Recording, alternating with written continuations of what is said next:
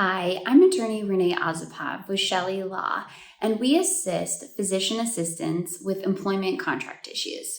Today, I'm answering the question or addressing what are some red flags in physician assistant contracts. So sometimes the red flags are the words on the page, but other times red flags are things that are missing. So I'm going to kind of go over the most common red flags that I see. So the first one would probably be unreasonable non-compete clauses. So depending on your state, the majority of states, non-compete clauses for healthcare providers are enforceable, but you do want to check your state law. If they are enforceable, you want to check, is it reasonable? So what I mean by that is normally a non-compete clause will be anywhere from 1 to 2 years. I always try to advocate for at least, 1 year only, not over a year. So 1 year, it should be, or less, could be 6 months, that would be great.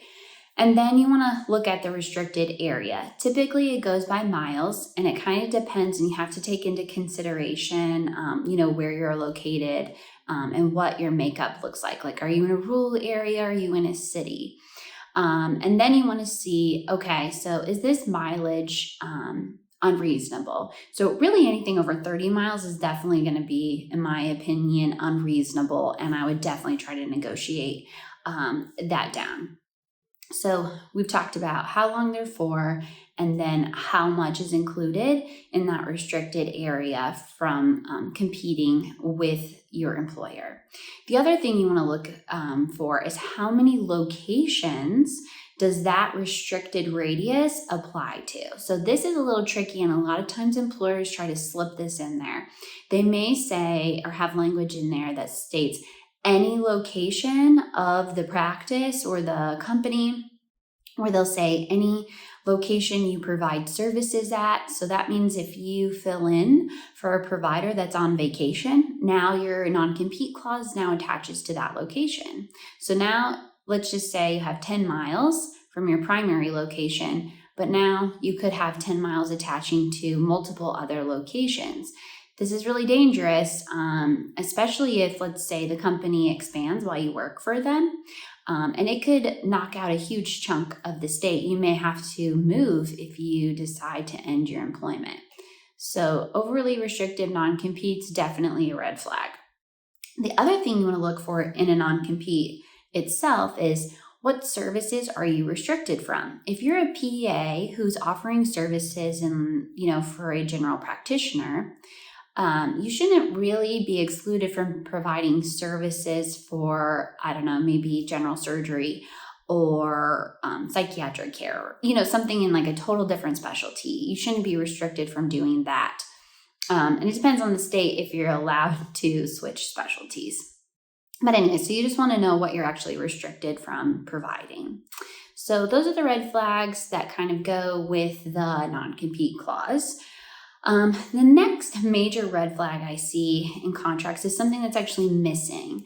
So there should always, and I mean always, be a without cause termination clause in your contract. And what that means is a without cause termination means either party can terminate the agreement or your employment for any reason or no reason at all. You don't even have to give one.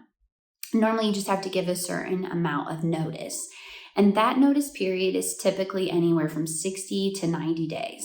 If you're in a very rural area or a high need area, sometimes I see it go up to 120. But I would probably ask to have that limited to 90 days. So you just simply give your notice, and then at the end of that, your agreement is terminated and you guys can go your separate ways. Sometimes contracts don't have that language in there. They'll say that you're contracted to work for your employer for anywhere, usually it's like 2 to 3 years. And the only way to get out of it is to ask them to be released. And this is a really dangerous spot to be in because they might not want to release you. And then you have to make the difficult decision if you want to breach your contract. And that gets into a whole other mess. So always look for a without cause termination. Okay, so we've gone through non-compete clauses, without cause termination should always be included. And then you should always have your benefits. So if you're getting health benefits, retirement, disability, life insurance, all of those things should be outlined in your agreement. Now, they're not probably going to go into detail, how much you're paying in premiums, that kind of thing, but they should mention that it will be offered to you. So that should also be in there as well. And then let's talk about your compensation. So compensation obviously should be in there. A red flag is if you can't figure out how you're getting paid. And I have seen this before. The majority of physician assistants are paid with a flat base or hourly or per shift, but you're easily able to calculate how much you're going to be making.